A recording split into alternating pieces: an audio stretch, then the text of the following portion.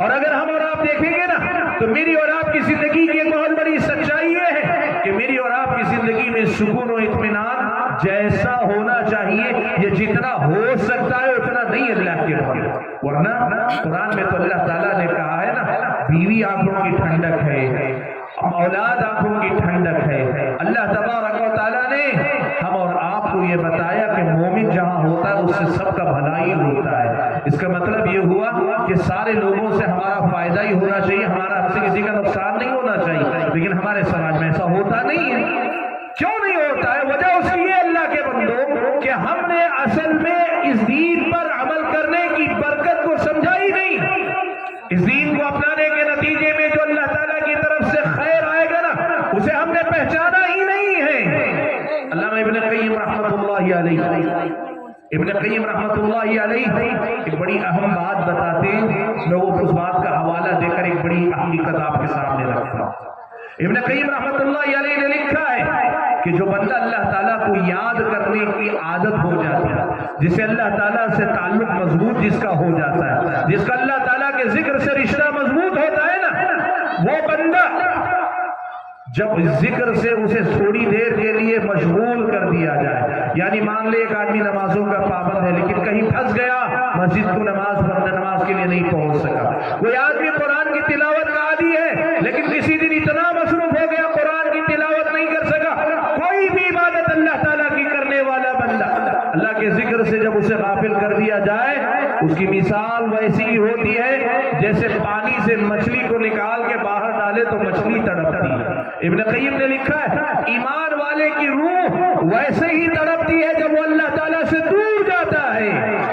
سوال یہ ہے کہ ہم اور آپ عبادت ویسی نہیں کر پاتے اور ہمیں محسوس بھی نہیں ہوتا کہ ہم بہت بڑے محروم انسان ہیں. ہمیں جس میں ہے ہم لگتا ہے کہ ہم بہت اچھے ہیں. اس کی وجہ کیا ہے معلوم؟ دیکھو دنیا میں یتیم دو قسم کے ہوتے ہیں. یتیم جو بچے ہوتے ہیں نا، بچے اور بچیاں یتیم دو قسم کے ہوتے ہیں. ایک یتیم وہ جس نے اپنے باپ کو بھی دیکھا اپنی ماں کو بھی دیکھا ہوا ہے.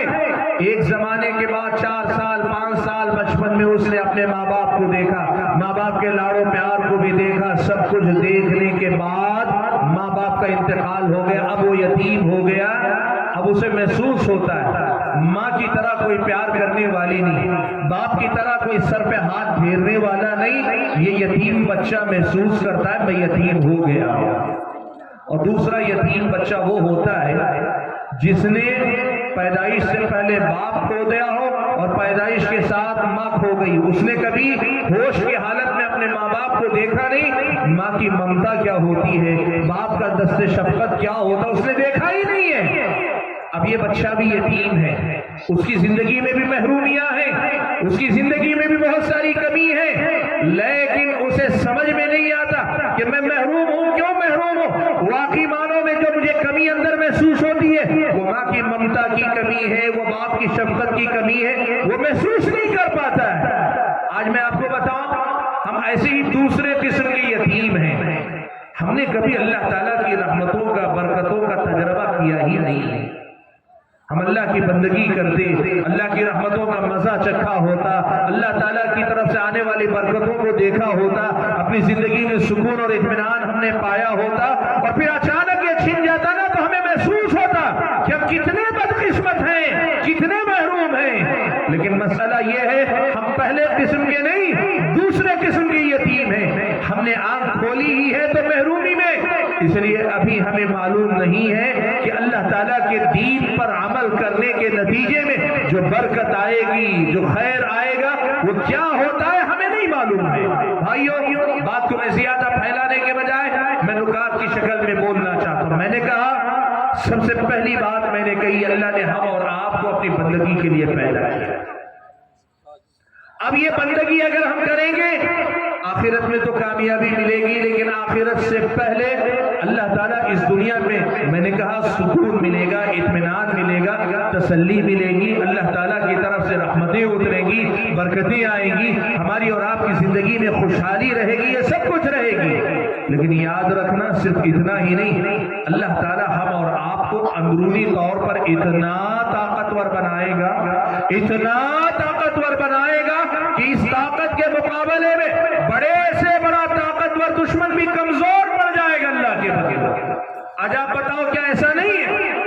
کہ ہم اپنے آپ کو یہاں کمزور محسوس کرتے ہیں، اپنے آپ کے اندر کمزوری محسوس کرتے ہیں۔ اس کی وجہ کیا ہے؟ اس کی وجہ یہی ہے کہ جو طاقت کا اصل سرچشمہ، طاقت جہاں سے آتی ہے، پاور ہاؤس جہاں سے ہم اور آپ کو پاور سپلائی ہو سکتا ہے، جہاں سے طاقت مل سکتی ہے، وہاں سے ہمارا کنیکشن کٹا ہوا، تعلق ٹوٹا ہوا۔ اللہ کے بندو، یہ صرف سکون اور اطمینان، راحت، برکت، خیر ہی کی بات نہیں، اس کے ساتھ ساتھ اللہ تعالیٰ اندر سے ہمیں اتنا طاقتور بنا دے گا کہ دنیا کے بڑے سے بڑے دشمن کے سامنے ہم طاقتور بن کر کھڑے ہوئے۔ آج مسلمان کمزور ہے، کیوں ہے؟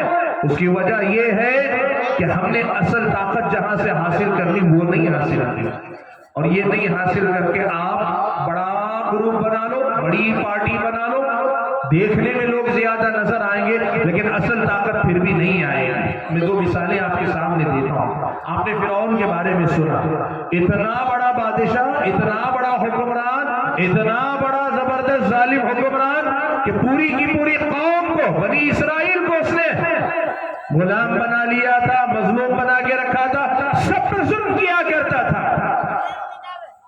جادوگروں کو اس نے بلایا، جادوگر آئے تو پہلے ایسے تھے کہ وہ چاہ رہے تھے کسی طرح بادشاہ راضی ہو جائے، ہمیں کچھ انعام دے دے، ہمیں اپنا درباری بنا لے، ہمیں اپنے قریب کر لے، بس یہ چاہ رہے تھے۔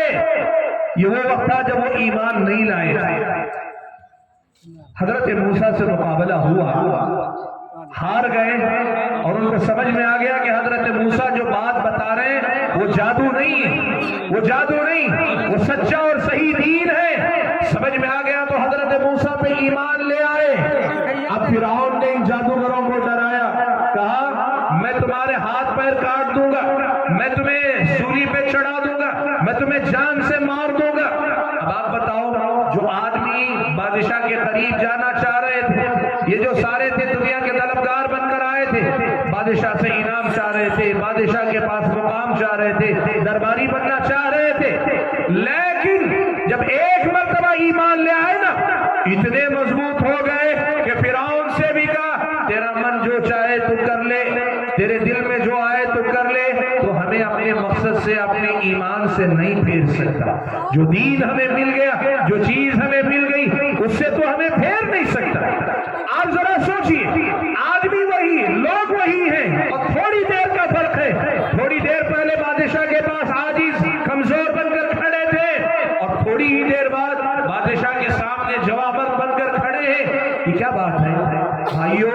زندگی میں اگر دین کو واقعی معنوں میں اپناؤ گے، اللہ سے نزدیکی بڑھاؤ گے، اللہ سے قربت بڑھاؤ گے، یہ قربت، یہ نزدیکی میری اور آپ کی دنیا کو سدھارے گی، میرے اور آپ کی دنیا کو بہتر سے بہتر بنائے گی، ہمیں زندگی میں ایک اچھا انسان بھی بنائے گی، اور دنیا کے سامنے ایک طاقتور انسان بن کر کھڑے ہونے کی طاقت بھی اللہ تعالیٰ عطا کرے گا۔ بھائیو، یہی بنیادی پیغام مجھے آپ حضرات اور خواتین کو دینا ہے۔ یہ دین ایسا نہیں ہے کہ ہم اپنے آپ کو مسلمان مان لیے کافی ہو گیا، نہیں، یہ دین نام ہے اس بات کا کہ مسلمان کہنے کے بعد جو بھی کرو اسلام کے طریقے سے کرو۔ میں نے کہا نا، کہاں سے کہاں تک میں بڑی بڑی باتیں نہیں بتایا، میں نے کہا کھانا پینا، استنجا کے مسائل، میاں بیوی کے مسائل، یہاں بھی آپ دین کی تعلیمات کی پابندی کریں، سونے کا طریقہ، اٹھنے کا طریقہ۔ اب جب آپ ان باتوں میں پابندی کریں گے، کاروبار میں بدرجہ اولا کریں گے، کاروبار میں حلال و حرام کا خیال رکھیں گے، کاروبار میں جھوٹ نہیں بولیں گے، کاروبار میں دھوکہ نہیں دیں گے، کاروبار میں غبن نہیں کریں گے، کسی کو 2 نمبر کا مال دکھا بیچ کر 1 نمبر نہیں بتائیں گے، آپ یہ سب نہیں کریں گے۔ آپ یقین کریں، آپ ایک مرتبہ یہ سفر شروع کریں، آپ خود اپنے آپ کے اندر وہ تبدیلی محسوس کریں گے کہ اللہ تعالیٰ آپ کو توفیق سے نوازتا جائے گا۔ بھائیو، اللہ تعالیٰ سے نزدیکی بڑھاؤ۔ ہمارا تعلق اللہ تعالیٰ سے بڑا کمزور، ہم اللہ تعالیٰ سے بہت دور ہیں۔ ہمارا تعلق اللہ سے جتنا مضبوط ہوگا نا، اتنے ہی زیادہ ہم طاقتور اور اللہ تبارک و تعالیٰ کے چہیتے اور مقرب بندے بنتے جائیں گے۔ یہ تعلق کیسے بڑھے گا؟ میں نے بتایا نا کہ زندگی کے سارے معاملات میں اللہ تعالیٰ سے نزدیک ہونے کی کوشش کرو۔ سارے معاملات میں اللہ کی پسند ناپسند کیا ہے یہ معلوم کر کے اس کے مطابق زندگی جینے کی کوشش کرو۔ لیکن آئیے، ابھی رمضان کا مہینہ آنے والا ہے، ابھی چند دن کی بات ہے، ہفتہ 10 دن کے بعد ہمارے اور آپ کے سامنے رمضان کا مہینہ آ رہا ہے۔ ہم کیسے رمضان کے مہینے کو اللہ تعالیٰ سے قربت کا، نزدیکی کا، اللہ تعالیٰ کے اور قریب جانے کا مہینہ کیسے ہم اور آپ بنا سکتے ہیں؟ ایسی کچھ باتیں آپ کے سامنے رکھتا